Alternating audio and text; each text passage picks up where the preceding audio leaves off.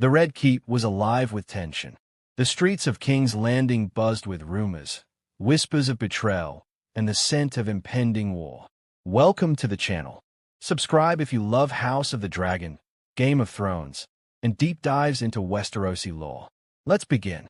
And above it all, a shadow stretched across the throne, one that could set the Seven Kingdoms ablaze. This was the coronation of Aegon II Targaryen, a moment that could have ignited vengeance and destruction. Yet, one dragon rider chose restraint. Today, we explore, here's why Rhaenys Targaryen refused to burn the greens at Aegon's coronation. To understand Rhaenys' decision, we must first understand the world she lived in, a world where dragons were weapons, fire was both protection and annihilation, and loyalty was often measured by who survived. Rhaenys Targaryen, known as the Queen Who Never Was a woman of extraordinary courage and wisdom. She had been passed over for the throne by the male preference succession laws, yet her sense of honor, foresight, and love for the realm never wavered. Rhaenys was not just a dragon rider. She was a force of nature, a symbol of Targaryen might, and a figure whose presence commanded respect. Her dragon, Meraxes, a creature of immense power, could have turned the streets of King's Landing into a river of fire in an instant. Many assumed that Rhaenys, slighted and scorned by the great council that denied her the crown, would strike vengeance. And yet, when the time came, she chose restraint. Why?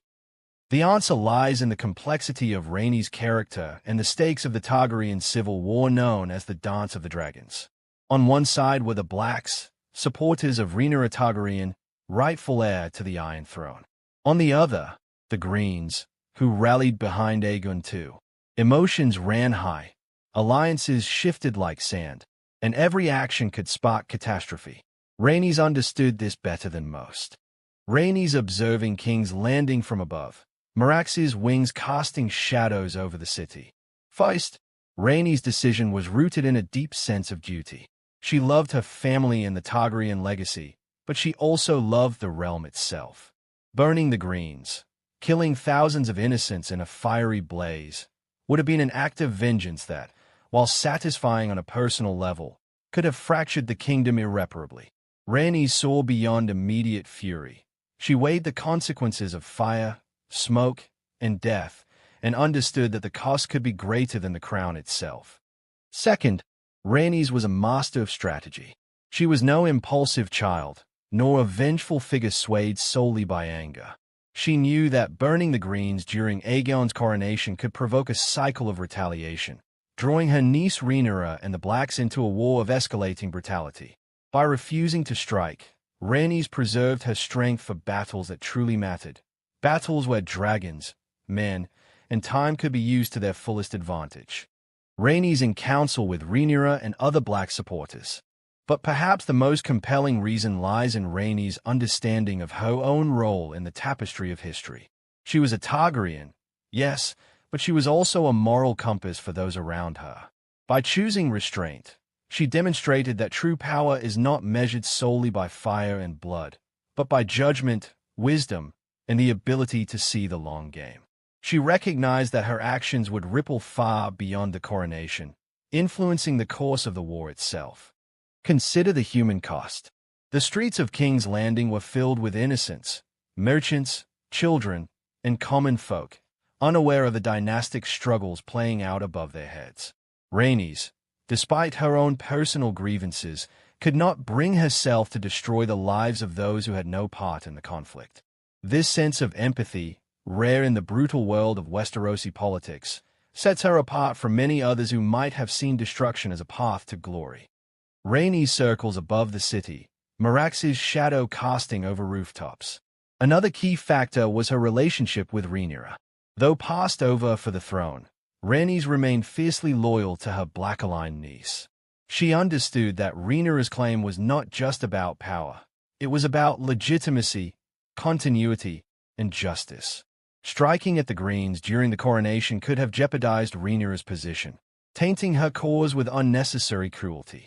Rhaenys' restraint was, in essence, a gift to the greater good of the Black faction. Illustrations of dragons clashing, but Rhaenys holding back. It is important to remember the symbolism of dragons in this world.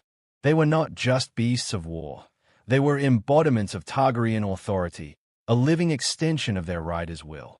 For Rhaenys to unleash Meraxes in a city crowded with political enemies would have been a statement of absolute dominance, but it would also have signaled a lack of control, a surrender to rage. By holding back, she demonstrated mastery over both her dragon and herself, a rare and defining quality of leadership. There was also the question of legacy. Rhaenys knew that history would judge her choices, and she wanted her legacy to reflect wisdom, courage, and restraint, not mere vengeance. In a world where kings and queens often burned and pillaged with impunity, Rhaenys' restraint was a conscious effort to stand apart, to show that power could coexist with morality, even in the midst of civil war. And then came the moment itself, the coronation of Aegon II.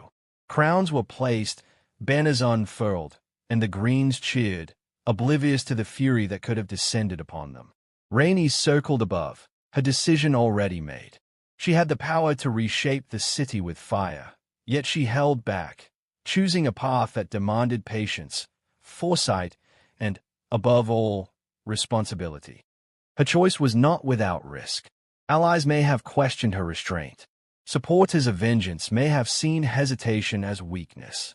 But Rhaenys understood that true strength lies in knowing when not to act, in recognizing that some battles are not won with immediate violence, but with strategy, patience, and timing. By refusing to burn the Greens, she preserved her own credibility and the Black faction's moral high ground. Additionally, Rhaenys was acutely aware of the fragility of dragon alliances. Dragons are loyal, yes, but they are also creatures of instinct, responding to the emotions of their riders. Unleashing Meraxes in rage could have led to unintended destruction, harming allies, or even weakening the strategic position of the Blacks. Her restraint was as much a tactical decision as it was a moral one. In the end, Rhaenys' refusal to burn the Greens is a testament to the nuanced nature of power, loyalty, and morality in Westeros.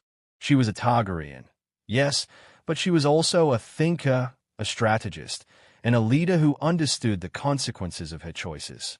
She refused to let anger dictate her actions, proving that true power is measured not just by fire and blood, but by wisdom, judgment, and the ability to envision the larger picture.